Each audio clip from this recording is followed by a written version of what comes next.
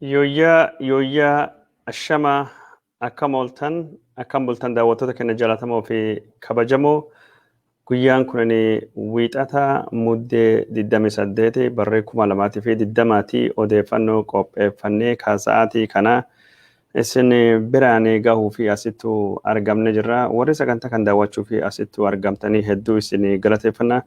Namni biraa akka sagantaa kan daawwatu yoo barbaaddanii qoqooda facaasaa wajjin nu gayaa isin jechuu barbaanna. Sagantaan kun karaa miidiyaalee hawaasummaa Facebook fi YouTube irratti argama. Bakka isinitti tole lamaan keessa jechuun bakka feetaniin daawwachuun filannoo keessanii odeeffannoo sa'aatii kana ka guyyaa kana qopheeffannetu dabarra. Odeeffannoon jalqaba dhimma Oromiyaati mata dureen godhachuu barbaanne.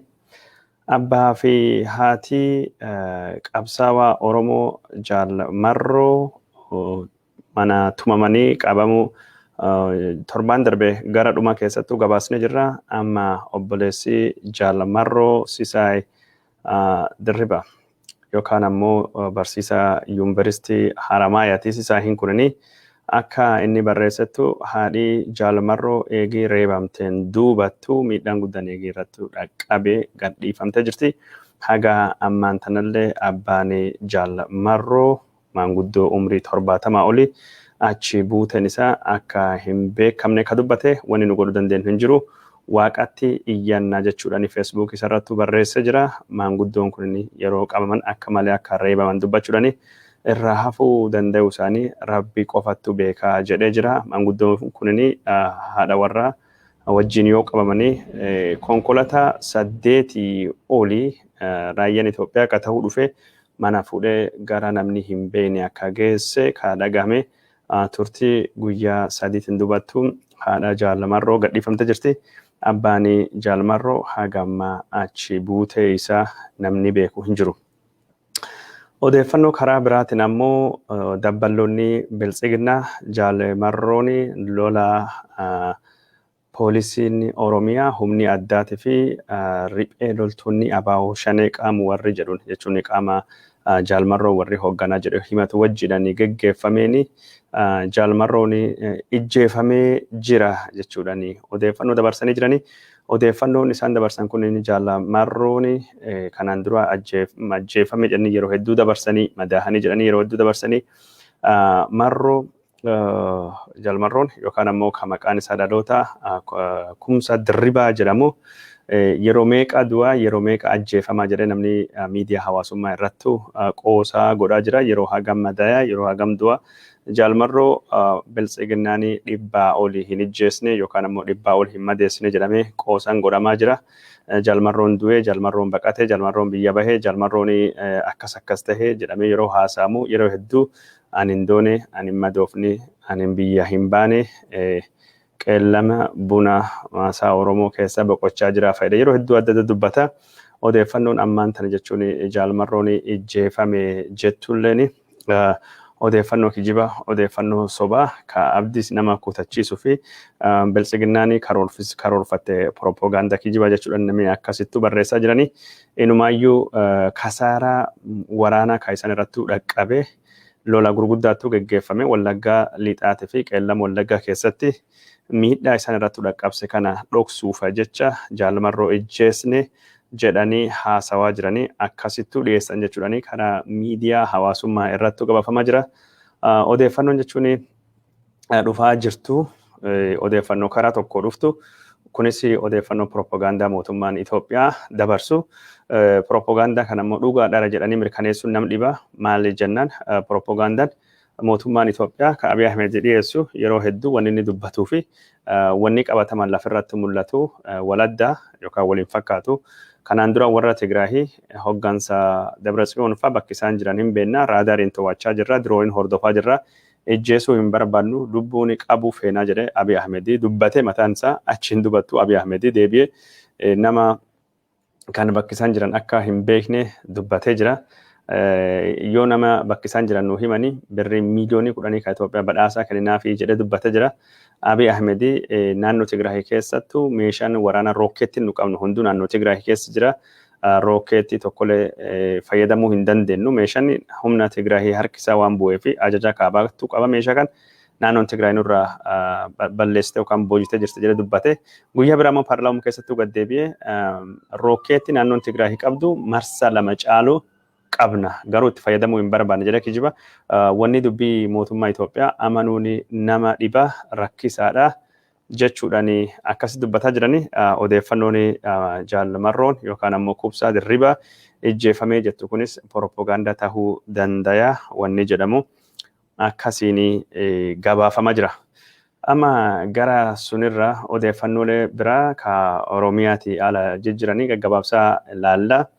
Odeeffannoon isin biraan gahuu barbaannu tokkini waraana Itiyoophiyaatii fi Suudaanii jidduutti gaggeeffamaa jiru. Suudaan jechuun waraana hagammaa gaggeeffamaa jiruun lafa Suudaanii kan mootummaan Itiyoophiyaa karaa seera alaatiin nurraa qabate to'annoo jalattu deeffannee jirra yookaan ammoo lafa kana to'annoo qaama waraana Suudaanii yookaan ammoo qaama birmadummaa Suudaanii taatee jirti jechuudhaan mootummaan Suudaanii karaa ministeera odeeffannoo biyya suniitiin ibsa baasu isin biraan geenne turre. Mootummaan Suudaanii ibsi kana eegi baasan dubattu mootummaan Itoophiyaa bulchiinsi naannoo Amaaraalleen ibsa baasee jira. Ibsi mootummaa naannoo Amaaraa baasee kunin waraana Suudaan gantummaadhaan kan himatuu fi waraanni Suudaan kunin saamicha barbadainsa fi akkasumas miidhaa adda addaa naannoo kanatti akka hin dhaqqabse qabeenya doolaarii Ameerikaa miiliyoonii 25 ta'u yookaan ammoo birrii Itoophiyaatti eegi shalagamu haga biiliyoonii takka ta'u humni Suudaanii meeshaa jechuun qotee bultoota naannoo kana facaafatanii irra galfachaa jiranii barbadeessee mancaasee jira jechuudhaan warri jechuun bulchiinsa naannoo Amaaraa akkasittu jechuun warra Suudaanii kana himatanii akka odeeffannoo warri kun jedhe dhiyaatutti lafti daangaa Itoophiyaatii fi Suudaanii kun gaafa Itoophiyaan gara jechuun Tigraahittu lolaafi deemte gaafa gara Tigraahittu lolaafi deemte lafa kana adara jechuun amaana mootummaa Suudaaniittiyuu kennannee turre jechuudhaan aangoo qabeessi mootummaa naannoo Amaaraa namni dhimma kana ilaalu tokkini kan maqaan isaa obbo Dassaaleen jedhamu obboleeyyan keenya ka Suudaanittu lafa kana amaanaa dhiifannee nuu eegaa jenne humni keenya ka addaa ammoo gara naannoo Tigraahittu juntaa walloluu fi bobbaasne amma warri Suudaanii kanu amaanaa itti dhiifanne kunin lafa kana jeeqaa jiranii lafa kana irrattu jechuun jeequmsa adda addaa kaasanii miidhaa guddaa dhaqqabsaa jiranii yeroo ammaan tana Suudaanii babal'achuu feeti gara lafa Amaaraattu lafa Itoophiyaattu babal'achuu barbaaddi. Haalli babal'achuu kanarra kan ka'e meeshaalee qonnaa ka Suudaanii ka qotee bultoota Amaaraa naannoo kana mootummaan Suudaanii barbadeessee jira. Midhaan qonnaa barbadeessee jira. Horii booji'ee lafa jireenyatii fi manneenii fi maasaa gubaa jira. Lammiilee Itoophiyaa kaachi qubatan irrattu ammoo miidhaa gosa gasaa sarbamiinsa mirga adda addaa dhaqqabsaa jira. Hidhaa jira. Eenyummaa isaanii irraa kan ka'e cunqursaa irratti gaggeessaa jira. Haga ammaan tanattu miidhaa birrii doolaarii Ameerikaa miiliyoonii 25 fi tuqaa 5 birrii Itoophiyaa biliyoonii 1 oli taatu qabeenyi naannoo kan keessa saamamee jira yookaan ammoo iyyuu barbadaahee jira jechuudhaan dubbate. Abbootiin warra 400 haga 500 tanilleen buqqaanii jiranii walumaa galatti namni 1,750 ta'anii naannoo Salaamberre jedhamu irraa buqqa'ee jira jechuudhaan manneen isaaniillee gubatanii jiranii mootummaan warra Suudaanii kana kan caala obsuu hin danda'u biyya obboleeyyan keenya ka Suudaanii kan caala obsuu hin dandeenye jechuudhaan obbo Dassaalenyi dubbatee jira. Obbo Dassaalenyi kan caala obsuu hin dandeenye eegee jedhu nu waliin jiraachuu fi wal dandeenye nagaadhaan ollummaa gaariin buluu barbaanna garuu rakkoo kanallee akka karaa nagaatiin furamtuu barbaada. Mootummaan Suudaan ammoo yeroo hamtuutti nu malate jedhee dubbate kan caala hin obsinu jedha. Kan caalaa yoo hin obsine tarkaanfii mootummaan Itoophiyaa fudhachuu deemu maal akka tahee obbo Dassaalenyiin aangoo qabeessi mootummaa naannoo Amaaraa kan dhimma kan irratti dubbate wanni inni jedhee hin jiru. Birrii Itiyoophiyaa biiliyoonii tokko oli qabeenyi saamamee kan jedhamee dubbatamaa jiru. Odeeffannoo karaa biraatiin jiruun qabeenya saamamee kana mootummaan Suudaanii akka kaasaa yookaan ammoo beenya qotee bultoota kanaaf kaffalu obbo Dammaqee Mokonnin gaafa magaalaa Suudaanii gudditti kaartuumii deeme gaafate ture. Mootummaan Suudaanii fudhatama dhabsiisee jira. Seera kabachiifne lafa keenya irratti wanni nu kaffalluyyuu hin jiru. Inumaayyuu Itoophiyaan seera alaanii kalaaf kenna waggaa 20 oli qabatte badii as dhaqqabsitee fi itti gaafatamaa ta'uu dandeetti. Miidhaa qotee bultoota kennaa fi lafa keenya irratti dhaqqabsitee kasaaraa irratti dhaqqabsitee itti gaafatamaa ta'uu dandeetti jedhamee dubbatamee jira. Ammaan tan ammoo odeeffannoon takka lama akka jechaa jirtutti kasaaraa qotee bultoota investoroota Amaaraa kan naannoo kan qubatan irratti waraanni Suudaanii dhaqqabsee mootummaan naannoo Amaaraatii fi mootummaan federaalii beenyaa kaffaluu akka danda'u akka dubbatamaa jiru. Garuu lafa Suudaanii qabatte. Suudaanii lafti kun qaama birmadummaa qaama lafa Suudaanii jechaa jirti. Mootummaan Itoophiyaa hin deebisa moo hin deebisu wanni jedhame akka hin beekamnetu jira. Ejjannoon mootummaa Itoophiyaa kanarrattu maali jedhamellee yoo gaafatame haga ammaan tana ejjannoon mootummaan Itoophiyaa Abiy Ahmed Suudaanii fi Itoophiyaa qaama birattu walitti nu naquutti jira. Ajandaa uummata Suudaaniiti miti, ajandaa uummata Itoophiyaati miti. Qaama birattu duuba jira. Wanni amma daangaratti yookaan hariiroo Suudaaniitii fi Itoophiyaa shakkii keessa galchaa jedhee afaan Arabaatiin tiwiiteriin barreessee dubbatee ture. Mootummaan Suudaanii lakkii qaamni tokkollee duuba hin jiru jedhee waan kana fudhatama dhabsiisee ture. Sunittu jira. Har'a ammoo dubbii himaanii waajjira biltsiginnaa Oromiyaa obbo Taayyee Danda'a afaan Amaaraatiin dhaamsa kan jechuun warra biltsiginnaa Amaaraatiif barreesse ka Abiy Ahmed irrattu akka gara Suudaaniitti duulii duulamuu dhiibbaa godhaa jiran. Abiy duula kana mootummaa Misriitti duuba jira. Shakkii jedhu qaba. Hiwwaatitti duuba jira. Shakkii jedhu qaba. Ammaan tanatti Suudaan irratti qawwee kaasee waraana bal'aa gosa Tigraahii godhe sun godhuu fi ammatti onnee hin qabu dandeettillee hin qabu jedhamee dubbatamaa jira. Taayyee Danda'a ejjannoo mootummaa biltsiginnaa waan fakkaatu karaa feesbuukiitiin barreessee jira. ጀግና የሀገር ክብር ሲነካ ይቆጣል ጎትኒ ዮከበጅኒ ብያቱ ቀሙ ሂንደለና ዮካን አሞ ሂናራ ጀቹዳኒ የሰሜን ምዕራብ ጎንደር ጉዳይ ዲማ ሊጣ ካባ ጎንደሪ ኢላልቺሰ ጀቹዳኒ በሬፈማ ካን በሬሰ ጅራ ከራ ከናት ጀቹኒ ዳንጋን ኢትዮጵያ ከገራ ጎንደሪ ሊጣ ጅሩ daangaa kana diinii cabsee seenee jira. Diiniin umalatee jira. Kan dhageenne dallanne jira. Janni jechuun dhimma biyyaatiif malee dhimmi gandaatii fi hin booyu kunnuu gubaa jechuudhaani barreessee garuu ajandaa Suudaanii kun Suudaan qofa ofittuu hin jirtu wayitti duuba jira jechuudhaani akka Misriin duuba jirtu dhimmi hidha guddicha laga Abbayyaa akka dhimma kana duuba jiru. Akka jechuun warri biraa warri Suudaan argatu biyyoota Arabaa ta'uu danda'anii juntaa wayyaanee ta'uu danda'anii duuba jiranii dubbate warri kun ammaan tana tuqee nu lallachaa jira nu dhoofne adabne ofirra deebisne rifatanii jiranii numaayyuu dhiyoo kana jechuun tarkaanfiin juntaa Tigraay irratti nu fudhanne humni kennu dandeettii kennu waan garsiifnee fi rifatanii jiranii jechuudhaani. Itoophiyaa jechuun ammaan tan haala ishiin ittiin deemtu kana arganii guddinni isheetii fi badhaadhinni isheetii fi humni ishee arganii Itoophiyaa kan dadhabsuu fi qancarsuu fi carraaqaa jiranii echi baaqilaa kaddiracha atti qoraxamam jechuudhaani baahunu giza dafaa qana maala jamiru wala jechuudhaani barreessa ture. Rakkoolee Itoophiyaan qaqqabdu rakkoo Itoophiyaan qabdu uummatii Itoophiyaa nama tokkoofiyyuu hin jilbeeffatu kana seenaan raga bahaa.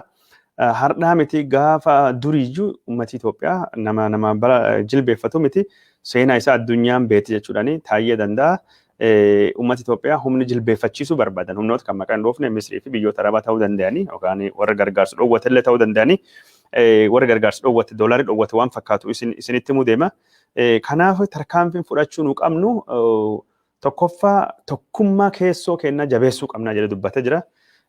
Kun jechuun waan kanaan dura Jawaar Mohammadi Itoophiyaan Misrii haa taatu biyya biraatiin yoo dhimma hidha guddicha laga Abbayyaa Misriin nu waraantu keessoo kennattu fayyadamte nu diiguu barbaaddi yoo nu keessoo kenna jabeeffan rakkoon tokko hin jiru. Kanaafuu tokkummaa keessoo kenna jabeeffanna jedhee waan dubbasan Taayyeen jechuun Jawaar Mohammadi kan yeroo hundaa jechuun maqaa arrabaatiin maqaa tuffiitiin yaakaasu Giraazmaachi Girrisaa yaaduma isa jala fudhatee yeroo hedduu barreessa. Yaadi kunilleen tokkummaa keessoo kenna eeguu Jawaar Muhammadi dhimmi inni dubbate kana ollaa wajjin nagaa horachuu dhimma Jawaar Muhammad dubbatu taayyenis yaada sun fudhate tokkummaa keessoo kennaa eegna jedhee jira. Tokkummaa keessoo jechuun ammoo wayita Jawaar Muhammad hidhamee jiruttu namni yaada kan dhiyeesse Baqqalaa Garbaa hidhamee jiruttu dhaabbileen jechuun biltsiginna jalattuu galtee kan akka jechuun abaa'oo gamtoome faati warra filannoo irra haqamanii kamaal galchuu faati haqamanii warri ammoo sila dhugaan uummata Oromootiif falmachuu danda'anii kan akka kafaawutii fi abaa'oo faati wayita jechuun miseensonni warra hidhameen dhaabbileen warra socho'uu dadhabee waajjirri warra cufamaa jiru kanatti tokkummaa jabeeffannaa jedhanii wayita jechuun biltsiginnaa wal nyaachaa jiranitti wayita Itoophiyaan Hiwwahaati wajjin wal waraansaa jirtutti wayita Somaalii fi Afar wal lolaa jiranitti Benishaangul Gumuz keessattuu rakkoon hedduun dhalachaa jirtutti tokkummaa keenya jabeeffannaa jedhee akkasitti barreessa jira. Karaa biraatiin ammoo namni biyya jaalattanii jedhee dhaamsa dabarsanii tokkummaa jabeeffachuun alattuyyuu doolaariidhaan waan biyya alaarraa bitannu dhiisna waan biyya keessattuu fayyadamna. Doolaarii hanqinni qabaachuu isaanii humni Itoophiyaa dadhabsuu barbaadu annaaf fakkaatama. Humni jechuun gargaarsa maallaqaa doolaarii Itoophiyaa dhowwatee gamtaa Awurooppaa kadhiyoo kana Abiy Ahmedii maallaqaan nu hin bittanii birmadummaan Itoophiyaa maallaqaan hin bitamu jedhee barreeffame. Doonaald Tiraamp kadhimma hidha Abbayyaa irrattuu miiliyoonii 130 Itoophiyaa dhowwate baankii addunyaa dhaabbata maallaqa addunyaatiif Chaayinaa hunda dabalachuu danda'a. Hanqinni doolaarii Itoophiyaa ammaan tan jechuun ciniinee qabee jira. Kana jechuun mala jireenya kenna haala jireenya kenna jijjiirsiisuudhaani haala yoo danda'ametti waan doolaarii nu baasisa meeshaalee nu baasisan doolaarii itti baasuu dhiisne biyya keessa waan bakka buusnu bakka buufachuu qabna jechuudhaani namni biyyuu fi jaalatu warri waraana biyya kenna janni gooti biyya kenna wuskii bira xajjii dhuguu filataa jedhee barreessee jira. Kaan ammoo jechuun humna kenna ka uf ittisu humna biyya ittisu jabeeffannee guddifachuu danda'uu qabna jechuudhaani mallattoo jechuun sabboonummaa mallattoo birmadummaa kenna akka ta'e mallattoo tokkummaa kenna akka ta'e raayyaa ittisa biyya mooraalii kennee fi ijaaruu qabna jedhee taayyee danda'a akkasii barreessa jira. Kun jechuun ejjannoo mootummaa biltsiginnaa yoo mootummaa biltsiginnaa dantaan ejjannoo biltsiginnaa Oromiyaa ibsuu danda'a. Warri Amaaraa jechuun Sudaan irratti duulla yoo biltsiginnaan Abiy Ahmed duul hin banne waraan Sudaaniitiif Amaarii nu gayaadha. Nu Amaaraatti duulla jechuudhaani waraana dargii kaduriitii fi yaamicha godhanii waraana 20 leenjisnee akkuma juntaaraatu tarkaan fudhannee humna jechuun sigibgibii Sudaanii ka juntaa wayyaanee irraa barachuu ate balleessuu deemna juntaa Sudaanii.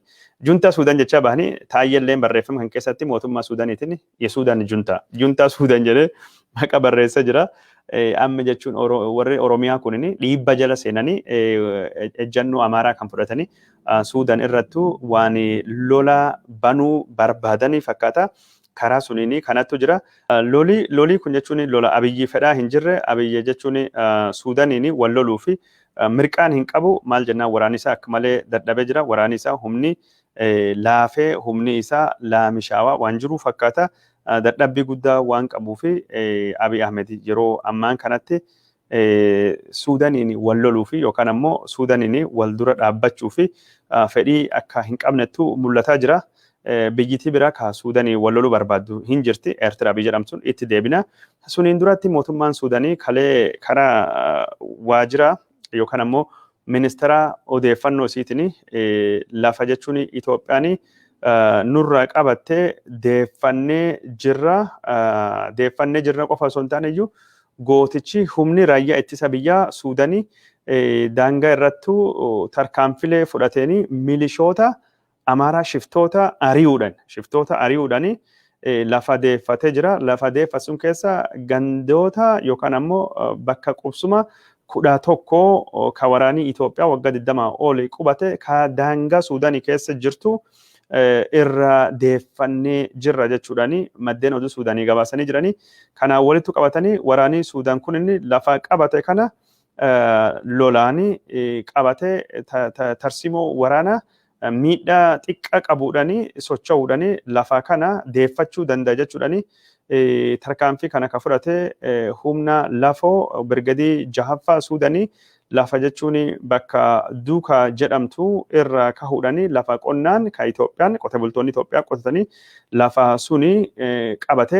suni qofa qabate gandoota 10 takka jechuun qubsuma 10 takka settlement jedhanii 11 ka biyya Sudaanii keessa jirtu ammoo ka Itoophiyaan to'attee waggaa 20 oli jirtu biyya sun deeffate jechuudhaani lafa deeffate kun lafa Qureeshaa jedhamtu haga jechuun lixa Barakaa Nooren lafa jedhamtu kutaa bulchiinsa Gadariifi keessa akka jirtu Algadariif yookaan Gadariif keessa akka jirtu dubbatanii jiranii lafa isaan qabatanii kudha takkaan kanallee maqaa isaanii tarreessanii jiranii maqaan garee lafti maquma Amaaraa qabdi fakkaatti Asmaroo, Lebaakii, Paashaa, Lamlam, Malkaamoo, Melles, Ashkar, Arqaa, Ummi Paashaa, Teedii lafa jedhamtu lafa kana jechuun kudha takkaan qubsuma kana waraanii Suudaanii shiftoota Amaaraa ari'uudhaanii birmadummaa Suudaanii jalattu deebisee jira. Waraanii Suudaanii ammallee milishoota tarkaanfii biraa ka fudhatanii Lilii lafa jedhamtu jechuun qubsuma Lilii jedhamtullee warra milishoota Amaaraa ka achi qubatu fi achi facaafatuu fi achittu eegumsa godhanii ari'uun fudhatee jira. Yeroo ammaan tana waraanii Suudaanii humnaanii haamileeni meeshaalee gurguddaanii deeggaramuudhaanii weerartoota biyya isaa keessaa baasaa lafa Suudaan irrattu birmadummaa mirkaneeffachaa jira. Karaa nagayaatiin karaa humnaatiin illee ni carraaqaa jira. Karaa humnaatiin akkasittu lafa kabachiifachaa jira. Lafa birmadummaa Suudaan hundaayyuu deebisa waraanii. Karaa mariitiin ammoo pirezidaantiin dhiifama muummichi ministeera Itiyoophiyaa ittaanaan Dammaqa Mokonnin Suudaan dhufanii marii godhanii marii kan irratti waliigaluu akka hin dandeenye ka dubbatamaa jiru. Karaa biraatiin ammoo waraanii Suudaan Eertiraa himatee jira. Eertiraan karaa Setit Humaraatiin lafa jechuun Setit Humaraa jechuun lafa daangaa Tigraahii ka dhiyoo kana Amaariirraa fudhate Humara daangaa Suudaanirra ka jirtu gara Ummi Haajariittu waraan isaa geessaa jira. Waraan isaa achittu faayaa jira. Jedhe dubbata jira maddii oduu biraa ka Suudaanii kalee jechuun Al-Haddas As-Suudaanii jedhamu humni Suudaaniitii fi Eertiraa achittu warra rukutanii waraanii Suudaanii waraan Eertiraa ka gara daangaa dhufaa turuu irratti banee uf duuba raree jira yookaan ofirra facaasee jira jedhee akkasittuu ibsi baasanii jiranii daangaa Itiyoophiyaatii fi Suudaanii kan keessatti jechuun Suudaanii Eertiraan na waraanaa jira jettee himachaa jirti. Kun ammoo akka malee Misrii akka aarsee dubbatu Misriin akeekkachiis yookaan of eeggannoo Suudaanii kennitee jirti. Akka dhimma Suudaanii keessa seentee dhimma Suudaanii fi Itoophiyaa hin laaqanne yookaan ammoo Suudaanii akka gargaarsa Misrii argachuu dandeettu Misriin dubbattee jirti. Daawwattoota keenya jaallatamoo fi kabajamoo yeroo ammaa kana dhimmi daangaa Suudaaniitii fi Itoophiyaa ammaan tanattu ka deemaa jiru kakkana fakkaata. Rakkoon kun jechuun akkamiin akka furachuu deemtu hin beekamne rakkoon kun kan caalaa hammaachuu akka dandeettu kadhagamaa jiru. Rakkoo kana mootummaan Itoophiyaa qaama sadaffaattu qaama biraatti duuba jira jedhee dubbataa jira. Qaamni kun jechuun mootummaa Misriiti. Kaan ammoo jechuun warra juntaa wayyaanee kan warra meeshaa ta'ee tajaajiluu barbaadu jechuudhaani akkasittuu dubbatama akkasittuyyuu odeeffamaa jira. Odeeffannoon kennin kanattu jira. Karaa biraatiin ammoo mootummaan Misrii akka mootummaan Suudaan waraan kana cimsee itti fufu gargaarsa dhiyeessaa fi jira jechuudhaan dubbatamaa jira. Wanni tokkini amma dubbatamaa jiru keessaa tokkini Suudaanii Misrii waraan guddaa gara Suudaanii galchitee jirti. Waraanni dhiyoo shaakalaa fi dhufee Suudaan tureeyyuu hin deebine. Amma waraanii Suudaanii bira waraanii Misrii hedduun gara Suudaanii dhufaa jira jedhamee dubbatamaa jira. Jeettota waraanaa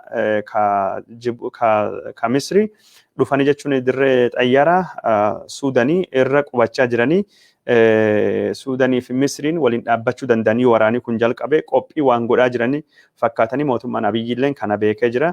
Waraan kana waan godhuu hin fakkaatu jedhamee jira. Suudaanii dhimma hidha guddicha laga Abbayyaa irrattu Misrii wajjin ejjannoo gosa tokko akka qabattu mootummaan Misrii amansiisee jira. Suudaan wanni guddaan ishiin barbaaddu hidha guddicha laga Abbayyaa irraa kan ishiin barbaaddu humna ibsaatidha. Humna ibsaa gatii rakkisaan Itoophiyaan si dhiyeessee durii mallasaa waadaa seeneef. Kanaaf Suudaanii Itoophiyaa gargaaraa turti dhimma kanatti. Amma ammoo laga Aswaan irraa humna ibsaa jechuun lagi Abbayyaa maddisiisu hidha Aswaan irraa kamaddu jechuun hidha Aswaan gubbaa Leek Naasir jedhama. Haroo guddaatu jira. Achi gubbaa jechuun hidha maqaan isaa Aswaan jedhama. Hidha laga Haroo Naasir laga Aswaan irraa kamaddu hidha Naasir irraa kamaddu humna ibsaa guddaa Suudaanii fi Misriin bilisaan kennaa jettee jirti. Ifa hin kaffaltanii bilisaan isanii kenna. Inumaayyuu torbaan kan keessattuu poorti Suudaanii ka Itoophiyaan itti fayyadamuu barbaaddu ka jechuun biizines kooriidoor jedhanii kooriidoorii nagadaa amaarii jechuun poorti Suudaanii fi Gondar walitti finne naannoo kana waan biraa goonaa jedhan poortii sana misoomsaa turte Suudaan poorti sunii fi poorti Suudaanii fi Suwaakiin fa'aa kanaan durattu jechuun karaa mootummaa Turkiitiin fi mootummaa Imaaraatiitiin misoomsanii naannoo Amaaraatii fi nagadaa fi akka qopheessan ture mootummaan Suudaan ammaan tana waan kan akka godhuu hin qabne maal jennaan meeshaaleen Suudaaniin galfattu karaa jechuun Misriitiin akka bilisaan galanii fi karaa poortiilee yookaan balbala galaanaa Misrii kan akka jechuun Siwiisii fi Suknaatiin akka isaan galanii mootummaan Misrii hayyamee fi jira jechuudhaan dubbatame jira. Kun jechuun poorti Suudaanii kooriidarii nagadaa godhuu fi mootummaan Itoophiyaa karoora inni qabu sun jechuun bishaan dhugee fakkaata. Dhiyoo kana gaafa obbo Dammaqa Mokonniitii fi akkasumas Gadduu Andargaachoo kaartumii deemanii ministeerii geejjibaa Itoophiyaa ka jechuun bilisiginaa Amaaraa bakka buutu Daagmaawit Mokonniin kaartum deemte turte. Daagmaawit Mokonniin kaartum dhattee ministeera geejjibaa Suudaaniitiin walgeettee wal haasofte turte. Haala jechuun sirna geejjibaa saffisa tahee biyyoota kan lamaan jidduutti jiranii biyyoota kan lamaan daldalaa fi investimentii walitti fiduu irratti mari'atanii mootummaan Suudaan haga dhimmi daangaa fala argatu asittu wanni nu haasofnu ka geejjibaatii fi yookaan ammoo ka daldalaa hin jiru jechuudhaani marii sun bulchee ture. Reuters akka inni gabaasetti yeroo sanitti Suudaanii dhimma geejjibaa kana ammaan tane dhimma karaa matammaa jechuun Gondar dhufkan yoo mootummaan Itoophiyaa jechuun haala ammaan tana waraanaan cimee jajjabaataa lola barbaadu kanaan deeme itti cuftee mootummaa Itoophiyaa karaan ishiin ittiin dhiibbarra godhuu dandeettu karaa balbala galaanaa ka jechuun poorti Suudaanii kana cufu karaa matammaa kana karaa daangaa Suudaanii kan cufuu dandeettedha. Reuters akkasitti gabaasee jira. Daawwattoota keenya jaalatamoo fi kabajamoo haalli jechuun daangaa Itoophiyaatii fi Suudaanii ka ammaan tana jiru kanumaa fakkaata. Odeeffannoo yeroo nu gahe gara dhumattuu odeeffannoo dabalataa ka birallee hin qabna. Mee amma saniin durattuu haala Itoophiyaa keessa jijjiran oduu biraa qaqqabna. Oduu biraa kan ammoo gaggabaabsine isin biraanii gahuu adeemnuti. Odeeffannoo isin biraanii gahuu deemnu keessaa takkini humni addaa naannoo Affaariitii fi humni addaa naannoo Somaalii kalee walitti bu'anii jedhamee dubbatame jira. Bakki isaan itti walitti bu'anii daangaa Affaariitii fi daangaa Somaalii zoonii Shinillee kanan dura jedhamee ka beekamu amma kana City Zone ka jedhamu ka gosii warra Ciisaa keessa qubatu. Gosii Somaalii kunin jechuun haga Jibuutii qubata. Jibuutii keessallee jechuun warra Affaariitiin wal dorgomanii gosii kunin lafirratti wal dhabanii laf naannoo kana jirtu ganda murtaa'eetu jira ganda 3 haga 8 ta'anii lafa kana abdii ilee kanaan durattu bulchiinsa naannoo Affaariitiif akka inni darbu murteessee ture jedhamee jira. Mustafee Umar gaafa aangootti dhufe lafti sun seera ala lafa jechuun Somaalii dabarsee kenne jechuudhaani murtii abdii ilee san jedhate lafa kan irratti walitti bu'aa turanii walitti bu'iinsa lafa kan irratti godhameeni tarkaanfii humni addaa naannoo Affarii uummata Somaaliitii fi naannoo Somaalii irratti godhanii namni 30 oli ijjeefamee jira jechuudhaani aktivistoonni Somaalii karaa miidiyaa hawaasummaa irratti barreessaa jiranii. Garuu bilisiginnaan Somaalii paartii Dabarwaaqoo jedhama. Paartiin naannoo Somaalii bulchu kun dhimma ajjeecha kan irratti wanni inni dubbate hin jiru. Dhimma ajjeecha kan irratti miidhaan irratti fudhatee tarkaanfii fudhatame namaa fi qabeenya irratti miidhaan dhaqqabe jechuun nama hagasitti du'e nama hagasitti madaa'ee jedhee wanni dubbate hin jiru. Paartiin Affaaris bilisiginnaan Affaar bilisiginnaa Somaalii mootummaa jechuun wanni himatee jira. Mootummaa jechuun Mustafee Umar yookaan ammoo Mustafaa Akjar himatee jira. Weerartuudha, ijjeestuudha. Qabeenya fi nama Affaar irratti miidhaa dhaqqabse weerarri Somaalii kun dhaabbachuu qaba jedhee ibsa kennee jira mootummaan naannoo Affaar. Mootummaan kun lachuu aadaallee wal fakkaatanii amantiillee amantii tokko hordofanii mala jireenyaatillee wal fakkaatanii lachuu horsiise bulaadha. Lachuu lafa gammoojjii keessa qubatanii lachuu gaala jaalatanii lachuu aadaa wal fakkaata aadaa cunqursaa waliin qabanii lachuu obboleeyyan kuushiti dhimma warra araaraan fixachuu qabanii jedhamee dubbatamaa ture. Haa ta'uuti malee ammoo lafa daangaa gubbaa irratti waggoota dheeraa fi durii bishaanii fi lafa margaa irratti wal dhabaa ture. Amma lolii warraa kun jechuun bifa naannolleen wal dhabaa turanii dhiyoo kanatti hariiroon warra kan lamaanii gaarii ta'ellee ture. Gaafa jechuun uummatii Afarii lolaadhaan yookaan ammoo rooba guddaa laga Awaashii lolaan nan buqqisatti mootummaan Sudaan illee mootummaan naannoo Somaalee gargaaree gargaarsi dhiyeessa ture. Warri horsiisa bulaa kun akka malee walitti dhiyaatanii garuu yeroo hedduu wal dhabanii waan gos kanaa wal dhabanii wal dhabii warra kunini ajjeechaan gos kanaa ji'a 3 illee duratti ta'e namni 28 naannoo kanattu ijjeefame. Ammallee jechuun ajjeechaan kun itti fufee jira. Ajjeechaan gosa kanaa ka'am jechuun liyyu haayiliin Afariitii fi liyyu haayiliin Somaalii wal dhooftu kunini waanuma baratame dhiyoo kanattu liyyu haayiliin Afar uummata Oromoo Kawalloo godina Kamisee aanaa baatetti duula geggeessee ture. Liyyu haayiliin naannoo Amaaraa Benishaangul Gumuzii keessattuu ajjeechaa gosa inni raawwate Asaaminoo Tsiggee waan inni uummata Gumuzii godhamin beekama. Humni addaa poolisii Oromiyaa yookaan ammoo liyyu haayiliin Oromiyaa Wallaggaa Gujii Harargee Shawaa Lixaa keessattuu ajjeechaa daangaa hin qabne raawwachaa jira. Liyyu haayiliin kun jechuun ammaan tana jechuun ajjeechaa jechuun sarbamiinsa mirgoota ilmaan namaa bakka hedduutti geggeessee miidhaa godhaa jira. Itiyoophiyaa keessatti jechuun liyyu haayiliin taatuti yookaan ammoo milishootatiin riphee loltoota raayyaa ittisa biyyaatiin lubbuun namaa akkuma baalattuu harcawaa turte jirti ammas.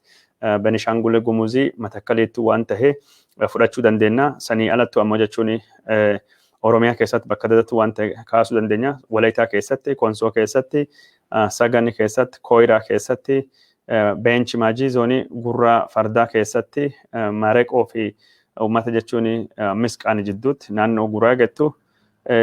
Karaa biraatiin ammoo Gawwaadha jechuun uummata Alee ajjeechaa gara godina Sagan keessattuu ta'e yoo laallu ajjeechaan kunini Walaytaallee bakka hedduuttu aadaa ta'e Itoophiyaan ammaan tana Itoophiyaan Abiy Ahmedii dirree ajjeechaa biyya dhiigi namaa akka bishaanii akka lolaa dhangala'u taatee jirti. Abiy Ahmedii waan kan hunda tasgabbeessee biyya kan bulchuu hin dandeenye wanni jedhamuuf waan akkasittu jira. Daawwattoota kan jaalatamoo fi kabajamoo Somaalii fi Afar bulchitoonni warra Kannaa weeraree Kannaa ijjeessa jedhanii wal himachaa jiranii odeeffannoo kana dabalataanii afaan dhoofne isin biraanii gahuu deemna biltsiginnaan jechuun mana jechuun man tokko miti man adda addatu waliin jira walii galuu dadhabanii jiran jechuun kophee faanfaanati waliin deemuu hin dandeenye biltsiginnaan Oromiyaatiif Amaaraa waliin jiranii biltsiginnaan Benishaanguliif Amaaraa waliin jiranii biltsiginnaan Somaaleetiif amma Afarii walittu kaatee jirti. Afarii biltsiginnaan uummattoota kibbaatiif biltsiginnaan uummattoota kibbaa ka Walaytaa fi Sidaamaa ka Walaytaa fi Kafaa biltsiginnaan hundi waliin kaatee jirti. Paartii akkasii kana Abiy Ahmedii qabatee biyya bulchuu barbaada. Kanattu jira daawwattoota kennaa odeeffannoo isin biraanii gayaa jirru ittuma fuufnee jirra. Mee amma jechuun gara naannoo Amaaraa hadeemnuti. Naannoon Amaaraa maaltu jira? Naannoon Amaaraa hiriira gurguddoo qopheessitee jirti. Hiriirri isiin qopheessite kun lafti naannoo Tigraay hijal jiranii Amaaraaf deebi'uu qabanii yookaan ammoo haa deebi'anii hiriira jedhu kaa geggeessaa turte. Hiriira kan jechuun lafa jechuun Matakkalii irrattu ajjeecha ta'ellee balaaleffatee jira. Hiriirri gos kana raayyaattu geggeeffamee jira. Hiriirri gos kana ammoo jechuun Walqaayitii fi Tsagadee naannoo jedhaman kanattu geggeeffamaa jira. Amaarii waa lamattu itti jira. Karaa tokkoon lafa Goojjameen lafa Matakkal deeffachuu qabnaa jechaa jiranii. Warri jechuun karaa Walloo lafa raayyaa deeffannaa jechaa jiranii. Warri ammoo karaa Gondarii jiru lafa jechuun Walqaayitii fi Humara deeffannaa jiranii. Gariin Sudaan deeffannaa jira jedhanii. Wanni Amaarii ammaan tanatti jiru sirna gartee lafa babal'ifatansa jechuun expansionism jechuun expansionist agenda bara durii sirna kolonializimii san lafti hundinuyyuu lafa jechuun Amaaraa itti fakkaatti. Irridenta jedhama afaan Xaaliyaanitiin irridentism jechuun lafa durii handhurii kiyyatti awwaalame jedhamee gartee lafaan dhuraa kiyya jedhamee barbaadam tokko Xaaliyaanitti durii gaafa faashistiin dhalatu lafti Oostiriyaa jal jirtu kun lafa handhurii abaluutti awwaalame. Lafti Niis jedhamtu kan Faransi jal jirtu kun lafa handhurii Gaaribaldiitti awwaalame. Lafti akkas taate kun lafa mootii Xaaliyaanii Elfaashkoo ture jechuudhaan lafa hundaayyuu hin barbaaddi. Fedhiinis Xaaliyaan sun waraana addunyaa tokkoffaa waraana addunyaa lammaffaa faashizimii uume Itoophiyaa dhufanii weeraranii Liibiyaa weeraranii Xaaliyaan jechuun Eertiraa weerartee biyyoota adda addaa kan akka Yugoslaaviyaatii fi Albeeniyaa weerartee achiin dubattu Musolooniin kan weerara kan jalqabe inni mataan isaayyuu fannifamee akkasitti Xaaliyaan kasaaraa keessa hin jirti. Amaarii jechuun lafti hundinuu lafa warraati. Lafa hunda deeffachuu barbaadanii akka jechuun warra faashistoota Xaaliyaanii suni Oromoon jaarraa 16ffaa Itiyoophiyaa seenee lafa weeraree lafti kun cuftinuu Finfinnee dabalatee Baaleen cuftinuyyuu Harargeen Wallaggaan cuftinuyyuu restii Amaaraati. Amma immoo Benishangul Gumuz illee Sudaan irra dhufanii weerartuudha jechaa jiranii keessattuu uummati Gumuzi uummata jechuun weerartuu Sudaan irraa dhiyoo kan dhufanii jechuudha. Aktivistoonni Amaaraa barreessaa jiranii inumaa waan nama ajaa'ibu gandi 20-30 duratti uummata dhufe. Mallasiitu fide jedhama Gumuz. Gumuz uummata Gumuz. Wanni isaan haasawaa jiranii waan gos kanattu jira. Babal'atiinsi Amaaraa ammaan tan rakkoo siyaasaa guddaa Abiy Ahmediitii fi ta'ee akka jiru dubbatamaa jira. Amaarii walama humnaan deeffachuu yoo humnaan dadhabde lafa Tigraahii kan ammoo jechuun uummata kuma hedduutti buqqa'ee jira jedhamee jira. Lafa Tigraahii ka Walqaayitii fi Humara jedhame keessatti ammamaayyuu nama 22,000 qubsiisanii jiran. Lafa kana uummata guddaa qubsiisanii yoo referendamiin godhanii referendamiidhaan mo'achuu akka deemanii kaayadamaa jiru. Uummata Tigraahii ammoo buqqisa achirraa ariyaa akka jiru ka hubatamee jiru daawwattoota kenna. Bifa kanaan waan akkasitti deemaa jira. Karaa biraatiin ammoo naannoo Tigraahii paartiin bulchuu Biltsiginnaa Tigraahiitii fi Amaaraa jidduutti dhimmootii lafa kun ammallee Biltsiginnaa keessatti wal dhaba guddaa uumaa jira. Maal jennaan lafa kana Amaarii barbaadu qofa osoo hin taane lafum barbaadu kan irrattu saamicha guddaa miidhaa guddaa barbadiinsa guddaa irratti geggeessaa jira. Waraanii Eertiraalleen miidhaa gurguddaa naannoo Tigraahii keessattuu geggeessaa jira. Naannoo Tigraahii keessattuu warshaan jechuun warshaan wayaa ka Almeedaa guutuma guutuu barbadaa'ee jira. Yuunivarsiitiin Addigraati guutuma guutuutti barbadaa'ee jira. Hospitaalii jechuun akka referaalii Ayder saamamee jira. Yuunivarsiitiileen hedduun caccabanii jiranii. Warshaaleen Tigraay keessa jiranii.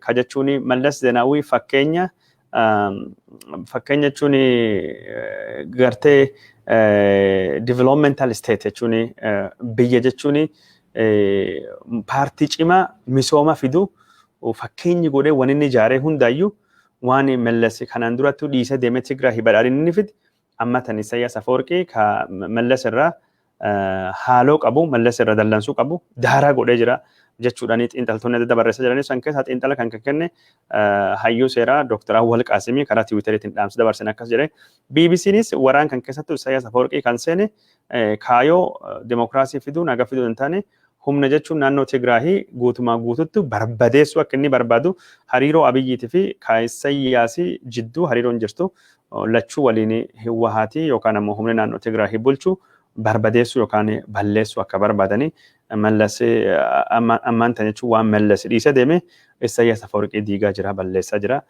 Tigraahii jechuun saame Tigraahii jechuun bara waggaa Mallas duratti jiru waggaa 30-40 duuba deebisaa jira jechuudhaani akkasitti dubbatamaa jira.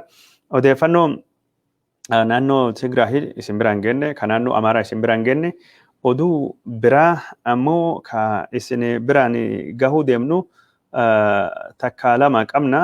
Odeeffannoon kenna ka isin biraan gahuu deemnu ka jalqaba Benishangul Gumuz keessatti waan tahe Benishangul Gumuz akka mootummaan Itiyoophiyaa jedhutti har'a irra kaasee bulchiinsa waraanaa jalattuu galtee jirti.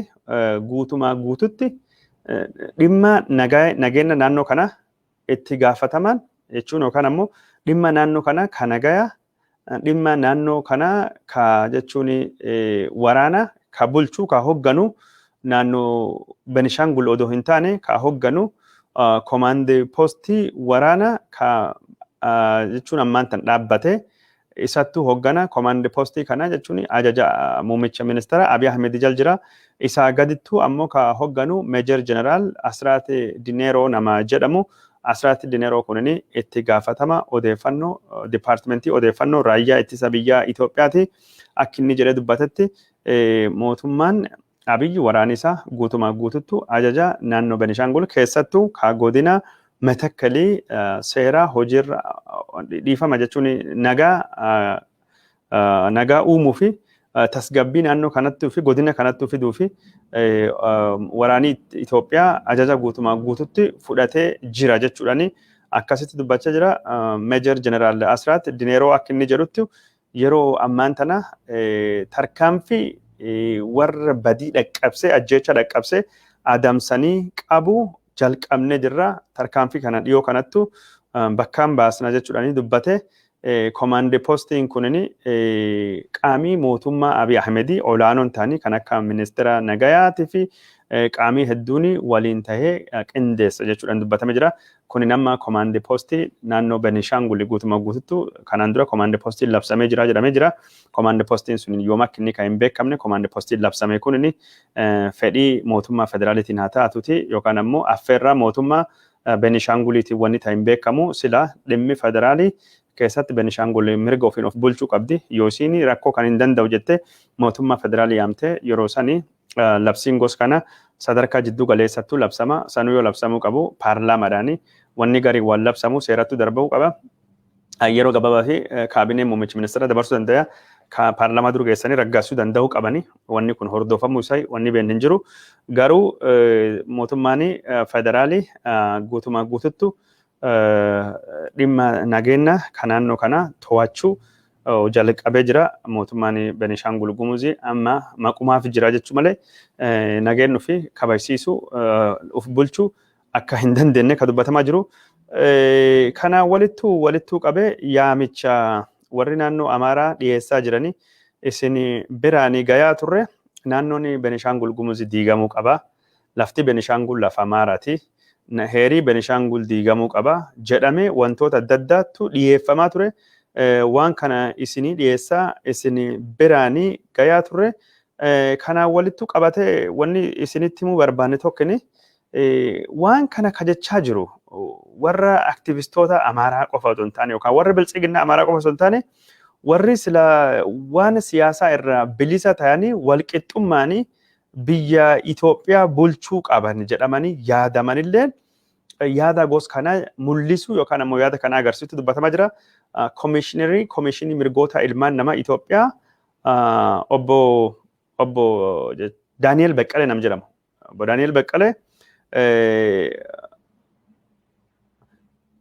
bulchiinsi zoonii Matakkalii mootummaa federaalitiin buluu qabaa jedhee dubbatee jira. Kan ammoo ka dubbate gaaffii fi deebii gaazexaa riippoortarii wajjin godhe riippoortarii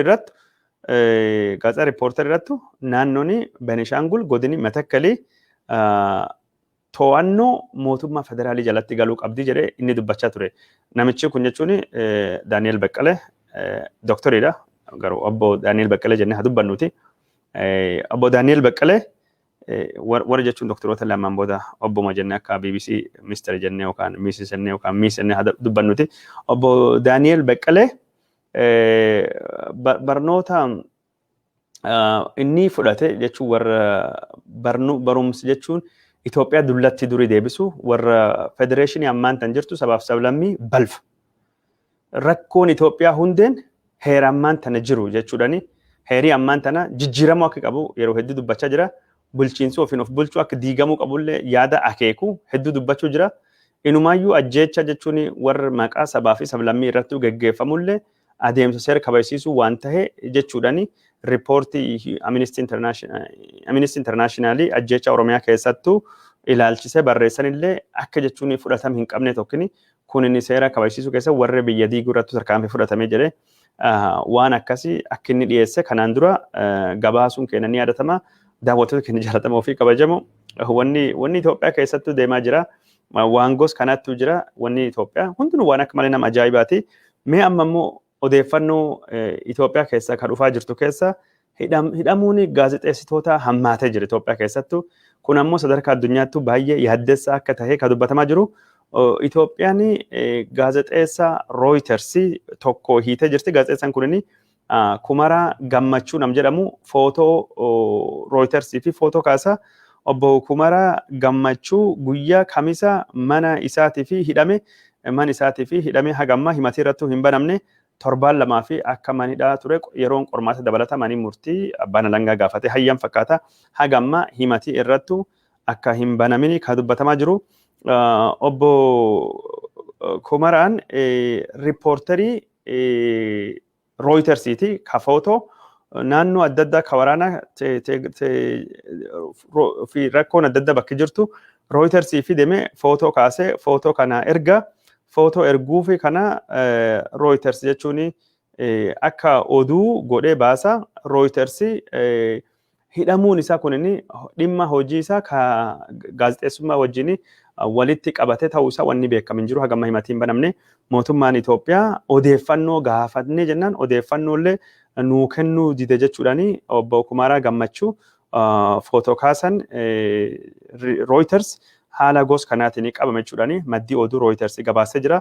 Namni kun jechuun kamisa darbe maatii isaa dura fuudhame qabame yeroo sanitti jechuun footoo isaatii fi dhiifa moobaayilii isaatii fi kompiitarii isaallee akka irraa fuudhanii ka dubbatame obbo Kumaraani nama umrii 38ti yeroo inni qabamu kanattu konkolaataanii warri dhufanii meeshaalee isaa waraqata isaa flash drive isaa kompiitarii isaa footoogiraafii kaameraa irraa fuudhanii isaa qabanii nama 10 ta'anii warri waraanaa kamaan isaa dhufe yeroo inni qabamu haati warraa isaanii fiigdee dhufte haati warra isaanii fiigdee dhuftu wama baasuu hin dandeenye bo'aa turte intalli isaa xiqqooni itti maramtee turte intalirra darbanii abbaa fuudhanii warri 10 makiinaan dhufe makiina keessa qabatanii gaazexeessaa jechuun Reuters obbo Kumaaraa Gammachuu akkasittuu hidhanii obbo Kumaaraa Gammachuu qofa miti gaazexeessaan Reuters kabira obbo Xiqisaa Nagarii tumamee akka malee tumamee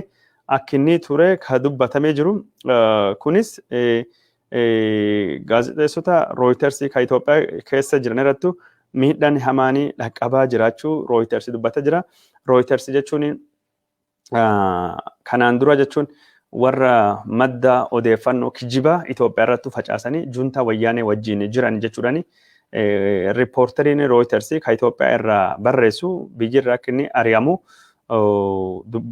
dubbatamee jira sun ka dubbate itti gaafatama Broadcast Itoophiyaa obbo Wandiwasan Andu'aalem ka OMN cufsiise namicha sanii gurbaan afxanyaa ka Oromiyaa keessa dhalatan isattuu cufsiise Reuters qofa osoo hin taane gaazexeessaa biyya Ingilizaa ka suniin dura ammaan tana jechuun International Crisis Group hojjetu ka suniin duratti Associated Press fi Bloomberg hojjetu William Davidson ka jedhamullee hayyama hojii isaa fi kenname ala waan biraarratti hojjete argame biyya irraa ari'ame gaazexeessota akka BBC fi Deutsche Welle fi of eeggannoon kennamuutu gabaafamee ture.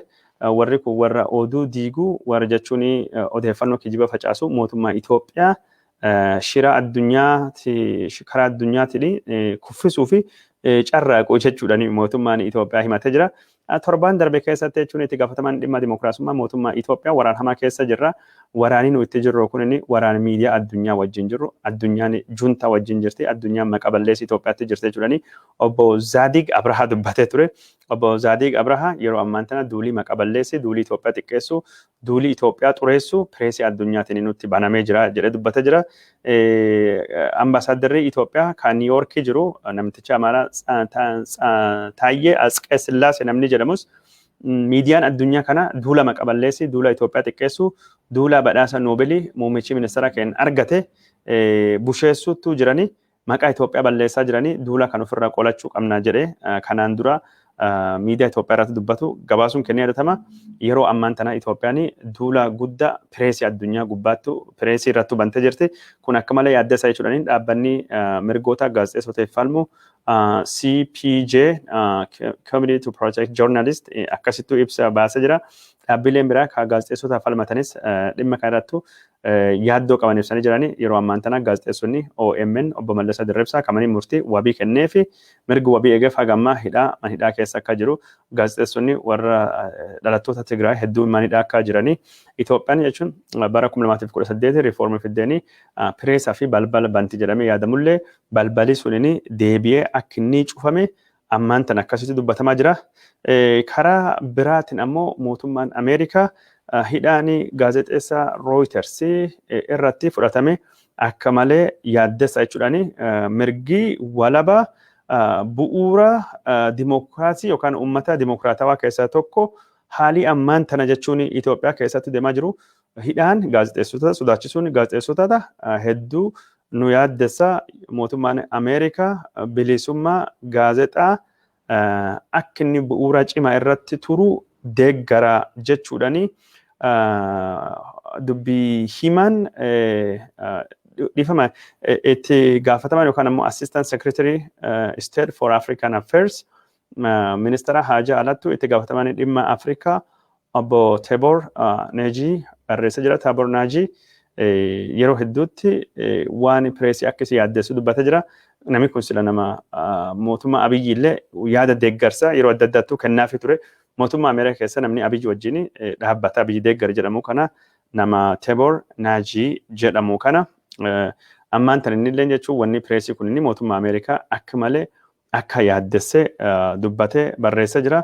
Mootummaan Itiyoophiyaa ammaan tana biyyoota Afrikaa keessaa gaazexeessota akka malee hiraarsuun hidhuudhaan miidhuudhaan beekaman Itoophiyaa fi Eertiraan tarree duraa argamti. Itoophiyaa, Eertiraa fi akkasumas Kooriyaa Kaabatii fi Iraan tarree biyyoota gaazexeessitoota dararuudhaan yookaan miidhuudhaan beekaman mirgi walabummaa gaazexeessummaa keessattuu hin kabajamne keessattuu argaman jechuudhaani dhaabbileen addunyaa kana ka adda addaa barreessaa ka adda addaa dubbachaa jiran daawwattoota keenya jaalatamoo fi kabajamoo waan wajjin turtanii nu hordofaa jirtanii fi hedduu isin galateeffachaa jirra. Odeeffannoon keenya ka isin biraanii gayaa jirru akkuma itti fuufettuu jira. Amma waan gaazexeessitoota hidhamanii gaazexeessota Reuters fi gaazexeessota biraa ka hidhamanii isin biraanii geenne jirra. Odeeffannoon biraa ka isin biraanii gahuu deemnullee hin jira. Garuu jidduuni mee odeeffannoon sadarkaa addunyaatiin jirtu maal fakkaatti jechuudhaani waa'ee dhukkuba koronaa vaayirasii irrattu wanni jira maali ka jedhu odeeffannoo takka lama isin biraan hageenuti. Dhukkubni koronaa vaayirasii ammallee sodaa guddaa sadarkaa addunyaattu tahee yaaddessa tahee jira. Dhukkuba koronaa vaayirasii kan yaaddessa akka godhe keessa sanyiin dhukkuba koronaa vaayirasii haarawni argamu isaati. Sanyiin kun dhukkuba koronaa vaayirasii biyya Firaansa keessatti biyya dhiifama Ingilizaa keessatti magaalaa London keessatti argame. Amma immoo biyya Firaansi illee bahee jira jedhame. Firaansii alattu kanaan durattu Madrid biyya Ispeenii biyya Nigeeriyaa Lagos akkasumas biyya Afrikaa kibbaa keessatti mul'atee jira jedhame. Amma biyyoota gamtaa Awurooppaa keessatti sanyiin dhukkuba koronaa vaayirasii haarawni kunini faffaca'aa jira jechuudhaani dubbatamaa jira. Yeroo ammaan tana jechuun dhukkuba koronaa vaayirasii tallaalliin argamee jira jedhamuttu sanyiin dhukkuba koronaa vaayirasii haarawni kanaan dura namni hin beekne ka dhukkuba kanaan dura irra addi ta'uu danda'u argamuun isaa sodaa guddaa uumee akka inni jiru ka maddeen oduu addunyaa kana wal harkaa fuudhaa gabaasaa jirani. Kun jechuun haalii dhukkuba kana to'achuu kan caalaa walxaxaa akka deemuu danda'amu dubbatame jira. Karaa biraatiin ammoo lafa jechuun dhukkubni koronaa vaayirasii keessa dhalatee jedhamtu ka Wuhan jedhamtu Chaayinaa keessatti vaayirasiin hin beekamne tokko nama tokko ijjeessee jira jedhamee jira. Vaayirasiin kunini vaayirasii koronaa vaayirasii wajjin walitti dhufeenyi inni qabu maal akka ta'e hin beekamu. Magaalaa Chaayinaa ka dhukkubni koronaa vaayirasii keessattuu dhalate muddee bararra dhalate bara 2019 muddee waggaa tokkoon dura dhalate Chaayinaan dhoosite san magaalaa san keessatti ammaan tana vaayirasiin namni hin beekne tokko nama tokko ijjeessaa jira. Ammallee Chaayinaan waan kanallee iccitiin qabaa jirti. Waan jira addunyaa habeessiftee addunyaattu haa himtuuti jedhamee dubbatamaa jira. Kunin sodaa guddaa uumee jira. Ka dhukkuba koronaa vaayirasii ka ammaan tana deemaa jiru wanni jechuun dhalachaa jiru kunin ka Chaayinaa nu beeksisuu qabdi jechuu dubbatamaa jira. Biyyoonni addunyaa tallaalli dhukkuba koronaa vaayirasii argachuu fi muddamaa jirani. Gamtaan Awurooppaa haga jechuun fulbana bara 2021 tallaalli akka argachuu deemu dubbatame jira. Tallaalliin ammaan kana kennamaa jiru Ameerikaa fi gamtaa Awurooppaa illee keessattuu ka oomishamaa jiru waldaa qorichaa Pfizeriitii fi Modernaati. Ka Pfizerii kun jechuun tallaalliin jechuun gulantaa lamaan kennama. Gulantaa tokko 7 seenubattu tallaalli birattuu kennamaa jira. Tallaalliin kun akkasittuu akka kennamaa jiru. Tallaalliin kun ammoo qabbanaa cimaa keessattuu eegamuu qabdi jedhamee jira. Biyyoonni Afrikaatii fi Eeshiyaa akkamiin tallaalii kan argachuu akka danda'anii irratti hojjetamaa jira jedhamee jirani. Akka tallaalliin kun biyyoota adda addaa keessatti oomishamu. Kaan ammoo Chaayinaanis tallaalii mataa ofii jalqabdee jirti. Garuu wanni Chaayinaa hagam tokko amanamaa jedhamee gaafii wanni jechaa jirani. Chaayinaan ammoo tallaalii kana gatii xiqqaa fi bilisaanii biyyoota hedduu fi dhiyeessuu fi akka fedhii qabdu dubbatamaa jira. Karaa biraatiin ammoo Afrikaa keessallee dhukkubni koronaa vaayirasii akka malee babal'achaa akka jiru himamee jira. Afrikaa kibbaa keessatti namni dhukkuba koronaa vaayirasii irratti mul'ate miiliyoonii tokko oli darbee jira. Miiliyoonii tokko oli darbee jira. Wanni biraa ammoo dhukkubii sanyiin koronaa vaayirasii haarawni jechuun Faransaaytti argame kan jennu Kooriyaa kibbaa keessatti argame jira. Akkuma duratti dubbadde dhukkubni vaayirasii namni hin beekne tokko magaalaa Chaayinaa ka koronaa vaayirasiin keessa dhalate Wuhaan keessattu nama tokko ijjeesee jira. Kun jechuun yaalii addunyaan kun jechuun koronaa vaayirasii loluu fi itti jirtu irra caalaa walxaxaa godhu deema. Koronaa vaayirasiin akkamiin jalqabee jiru kan jedhu gaafii kana addunyaan akka beektuu fi Chaayinaan nu gargaaruu qabdi jechuudhaani yeroo ammaan tana biyyoonni lixaa dhiibbaa godhaa jiranii. Kana irratti pirezidaantiin Ameerikaa duraanii kan ta'uu deemu jiru Doonaald Tiraamp vaayirasii kana vaayirasii Chaayinaan beenya kaffaluu qabdi nu gargaaruu qabdi jedhee dubbachaa jiraachuun isaa hin beekama. Biyyoonni lixaa gariin dhaabbata fayyaa addunyaa qeeqaa jiranii Chaayinaa wajjin dubbii dhossee maal akka jiru garuu qorannee beekuu qabnaa jechaa dubbachaa jiranii. Gamtaan Awurooppaatii fi Ingilizii waliigaltee daldala bilisa mallatteessuu gabaasuun kennee yadatama. Amma immoo gamtaa Awurooppaa keessaa kabaate mootummaan Ingiliza waliigaltee daldala bilisa mootummaa Tarkii keessanii mootummaa Tarkii wajjin akka mallatteessee dubbatame jira. Biyya gamtaa Awurooppaa miseensa kataate Ispeenii fi Ingiliza kan wal dhabsiisu lafa Jibraaltar jedhamtu xiqqoo tokkotu jira. Lafa kana jechuun qaama mootummaa Ingilizati. Lafti kun Ispeenitti rarraatee jirti. Jibraaltariin kun yoo gamtaan Awurooppaa keessa Ingilizii baate maal ta'uu deema? Dhimma jedhu mootummaan Ispeenii dhimma ajandaa guddaa godhee dubbachaa jira. Amma immoo dubbiin kulleen furachaa jirtu fakkaata mootummaan Ispeen kanaan dura jechuun daangaa Jibraaltar wajjin qabuun cufaa kan jedhe amma deebisee hojjettoonni Jibraaltarii fi Ispeen jidduu akka namni deeme qaama tokkorraa qaama bira dhufanii akka hojjetan akka hayyamu dubbatee jira. Karaa biraatiin waldhaba hamaa guyyaa 44 keessa kan turanii Armiiniyaa fi Azerbaijan gaarreen Karabaak irrattu ammallee wal lolaa jiranii haleellaa waraanii Armiiniyaa fudhateeni namni Azerbaijan waraanii tokko du'e. Azerbaijan ofirraa deebistee waraana haleellaa kanaaf dhufe ka Armiiniyaa 6 ijjeesnee jirra jechuudhaani mootummaan Azerbaijan ibsi baasee jira. Ibsa kana dubbii barbaada jechuudhaani mootummaan Armiiniyaa fudhatama dhabsiisee jira.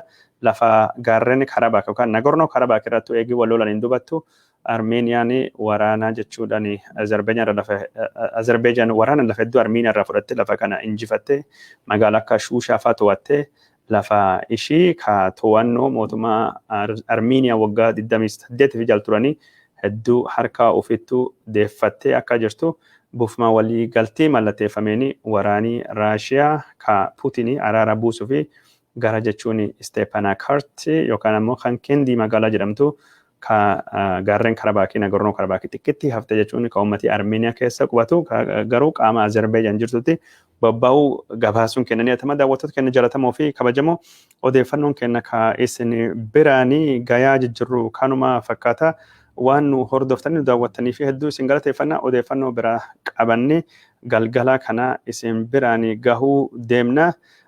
Odeeffannoo waraana Suudaanii kanallee wantoota dhufanii hedduutu jira. Hidhama gaazexeessaa Reuters irrattu ilaalchisellee odeeffannoo biraa kan dabalatu jira. Walitti bu'iinsa naannoo Somaaliitii fi naannoo Affaar jidduutti haala Benishaangul Gumuzii fi wantoota biraa kan odeeffannoo isaan biraan gahuu deemnu afaan Oromoo ammayyeessuu irratti afaan Oromoo afaan teekinooloojii godhuu fi Google akka afaan Oromoo dubbatu yaalii godhamaa jiru kanallee irratti gabaasa bal'aa tokkotu dhiyaatee jira. Gabaasa kana afaan Oromootu deebisee jira. Amma immoo tamsaasii kenna kasaa tokko ka oduu kana waan nurra dhumatee jiruu fi yeroo biraa galgala yookaan ammoo borittu gabaasa afaan Oromoo afaan Google godhuu fi yaaliin godhamaa jiru. Hagam tokko deeme Google yoomirraa kaasee afaan Oromoo dubbachuu jalqabaa kaa jedhu odeeffannoo sanillee isin biraanii gahuu deemna. Waan nu daawwattanii hordoftaniif hedduu galatooma daawwattoota keenya jalatamoo fi kabajamoo sagantaan kenna ka har'a hagasuma bakka jirtan hundattu nagaa fayya keessa nu oola.